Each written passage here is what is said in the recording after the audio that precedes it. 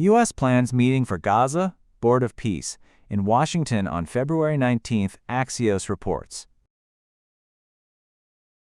U.S. lifts 25% tariff on Indian goods linked to Russia oil purchases. Clinton's call for their Epstein testimony to be public. U.S. seeks three-way deal with Russia, China. The United States is planning a high-level meeting on February 19 in Washington to discuss rebuilding Gaza and coordinating international support. The event is expected to double as a fundraising conference for reconstruction efforts. Israeli Prime Minister Benjamin Netanyahu is scheduled to meet President Trump at the White House a day earlier, signaling close coordination ahead of the talks. The Board of Peace, launched by Trump in January, is intended to help resolve global conflicts and oversee Gaza's temporary governance following a fragile ceasefire between Israel and Hamas. However, the initiative has sparked concern among experts, who warn it could weaken the authority of the United Nations and resembles a colonial-style structure because it does not include Palestinian representation. Global reaction has been cautious. Some Middle Eastern partners have joined, but several Western allies have held back. U.S. President Donald Trump has ordered the removal of an extra 25% tariff on Indian goods, following a new trade agreement with India. According to the executive order, India has committed to stop importing Russian oil and instead increase purchases of American energy. The tariff rollback took effect just after midnight Saturday. Under the broader deal, the United States will reduce overall tariffs on Indian products to 18%, down from 25%, though that change has not yet been implemented.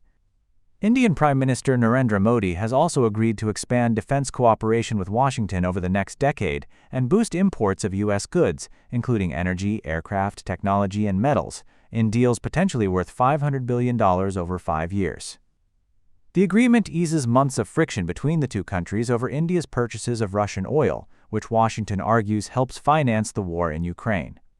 The tariff cut signals a reset in U.S.-India relations, strengthens economic and defense ties, and gives Indian exporters a slight competitive advantage in the American market. Former U.S. President Bill Clinton and former Secretary of State Hillary Clinton are demanding that their testimony about links to convicted sex offender Jeffrey Epstein be held in public, not behind closed doors. The couple has been ordered to give depositions before the House Oversight Committee, which is investigating Epstein's connections to influential figures and how authorities handled information about his crimes. Republicans had threatened contempt charges if the Clintons refused to appear, but the pair have agreed to testify. However, Bill Clinton warned that a private session would resemble a quote, urging lawmakers to conduct the hearing openly.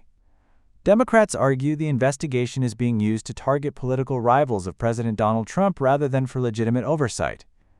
Recently released Justice Department files mention Bill Clinton multiple times, but no evidence links either Clinton to criminal activity.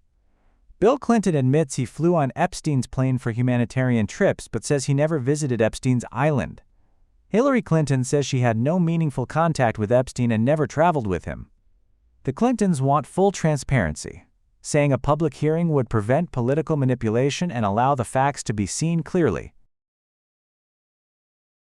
The United States is calling for new nuclear arms talks with Russia and China after the expiration of the New START Treaty, the last agreement limiting the world's largest nuclear arsenals.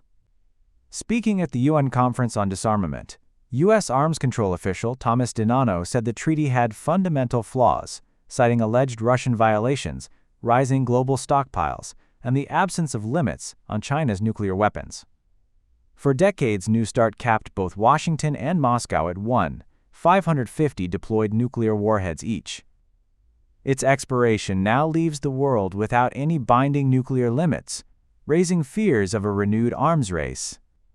President Donald Trump rejected a proposal from Vladimir Putin to extend the treaty for another year, instead pushing for a new, modernized agreement that reflects current global threats. Washington argues that future arms control must include China, whose nuclear arsenal has no formal restrictions. Beijing, however, has already refused to join such negotiations, saying its stockpile is far smaller than those of the U.S. and Russia. Meanwhile, Russia says any new deal should also involve other nuclear powers like France and United Kingdom, both NATO allies.